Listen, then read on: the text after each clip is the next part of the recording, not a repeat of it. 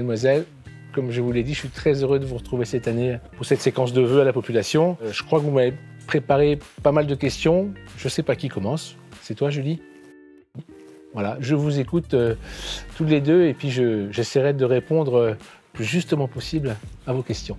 Quels sont les défis en 2022 pour la ville de Plounec? Tous les ans, dans les municipalités, dans les villes, on fait plein de travaux. On fait des travaux essentiellement d'entretien courant. On entretient les espaces verts, on entretient les routes, on entretient les bâtiments. Par exemple, vous êtes à l'école, à Plounec, l'école des agents. Donc la ville entretient les bâtiments de l'école pour que vous puissiez évoluer dans de bonnes conditions et que vous soyez à l'aise dans votre environnement. Et puis à côté de ça, la ville investit dans des travaux et des projets plus structurants qui sont amenés à, souvent d'ailleurs, à impacter notre vie future. Et cette année, moi, j'en ai à peu près analysé 3 qui, pour moi, ont une importance capitale. Le premier, c'est le redémarrage des travaux sur la route départementale qui avait été arrêtée et sur un tronçon qui démarrera au rond-point de Tiffrap et qui nous amènera jusqu'à un peu après le feu de Trébezec.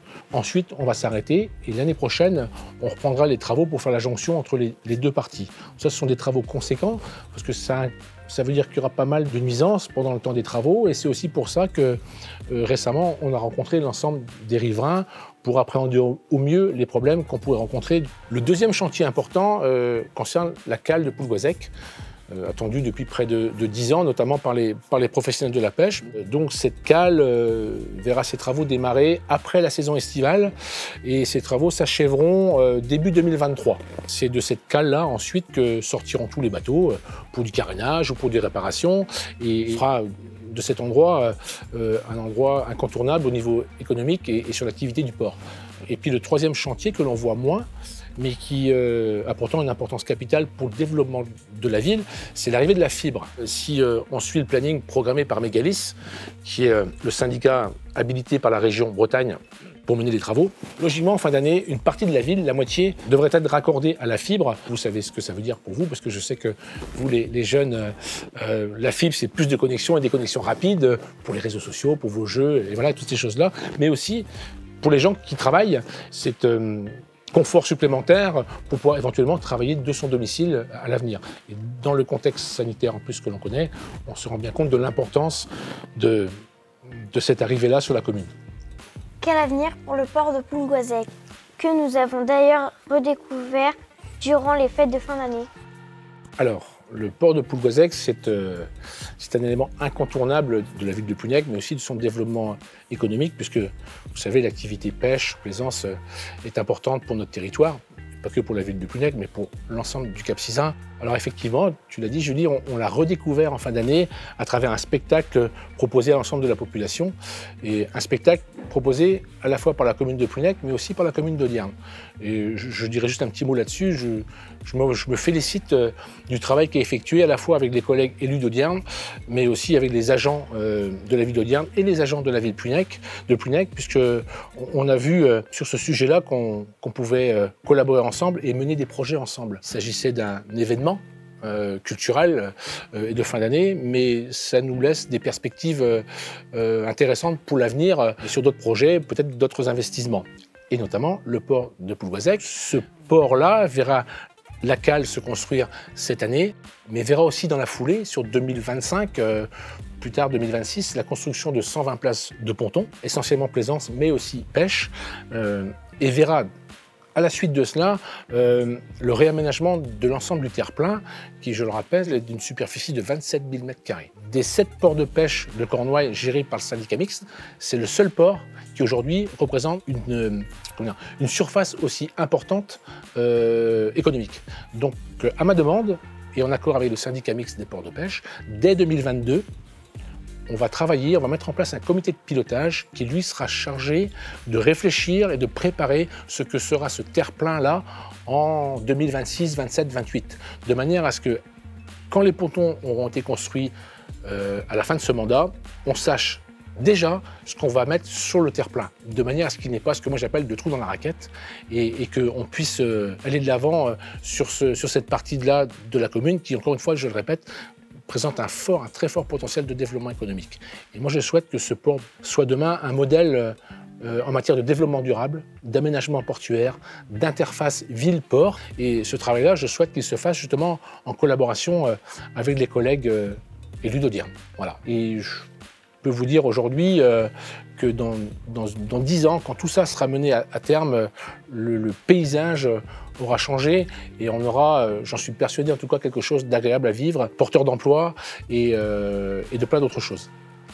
La ville, en association avec Audierne et la communauté de communes du Cap-Séduin, a été labellisée Petite Ville de demain en avril dernier. Pouvez-vous nous en dire plus ? Petite Ville de demain, c'est un dispositif qui a été imaginé et concocté par l'État, qui est un dispositif qui concerne les villes-centres et qui a pour vocation à leur donner les moyens de se développer. Jusqu'à présent, ce type de dispositif ne concernait pas Plouhinec. Et j'ai envie de dire qu'il n'avait pas vocation à concerner Plouhinec tant qu'on était seul. Mais avec les collègues d'Audierne, encore une fois, on a eu la bonne idée, si je puis dire, de candidater à 2. Et c'est grâce à cela qu'on a été retenu dans ce dispositif. Et moi, je m'en réjouis puisque ça nous pose comme pôle urbain à l'échelle de notre territoire. Et on est identifié aujourd'hui aux yeux des services de l'État au même titre que Douarnenez ou que Pont-l'Abbé. Et ça, c'est nouveau et c'est important. Parce que ça veut dire quoi?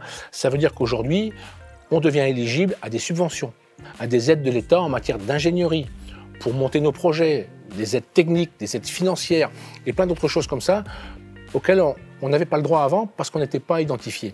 Et encore une fois, c'est ce travail en commun avec la ville d'Audierne qui fait qu'aujourd'hui, on peut rentrer dans ce type de dispositif et qui va fortement nous aider à nous développer dans tous nos projets. Qu'est-ce que l'on peut attendre pour la suite du mandat? Je vais vous dire que c'est simple, c'est de continuer à dérouler le programme qu'on avait proposé aux habitants de la ville en 2019 et en 2020, avant les élections. Ce programme, on en a parlé un peu aujourd'hui, puisque tout ce qu'on a évoqué était dans le programme. Je pense notamment le projet de redynamisation du bourg. C'est un projet important qui aujourd'hui est lancé. On sort d'une phase de concertation avec la population, avec les riverains, avec les commerçants, et on va maintenant rentrer dans la phase concrète de ce projet-là, qui va s'inscrire lui aussi sur toute la durée du mandat. Mais l'objectif, c'est qu'à la fin de ce mandat, en 2026, on puisse se dire « Plouhinec a changé ». Plouhinec a changé, le bourg, ça y est, le travail il est bien avancé, on en a fait une partie, et il y aura une partie encore à suivre après. On vit dans une ville dynamique, où il fait bon vivre, et on est fiers d'être à Plouhinec. Voilà, l'objectif, c'est là, c'est de continuer à dérouler et faire en sorte que tous, toutes et tous, jeunes, moins jeunes, élus, pas élus, vous, conseil municipal des jeunes, on puisse se dire, on est bien à Plouhinec. L'objectif, c'est ça. Voilà. Voilà, ben écoutez, les filles, j'ai passé un bon moment avec vous. C'est un exercice qu'on reproduira encore à l'avenir. Je souhaite, puis parce que je souhaite que le conseil municipal des jeunes soit intégré à tout ce qui se passe sur la commune. On travaille beaucoup ensemble depuis le début du mandat. Vous nous faites part de vos idées et nous, on vous accompagne et vous nous accompagnez. C'est important qu'on puisse ensemble travailler. Et puis, si vous le voulez bien, et si vous n'avez plus d'autres questions à me poser, je propose qu'ensemble, on souhaite aux habitants de la ville de Plouhinec une excellente année 2022, une bonne santé pour tout le monde, pour tous ceux qui vous sont proches et tous ceux qui vous sont chers. Bonne année 2022 et Blavazman.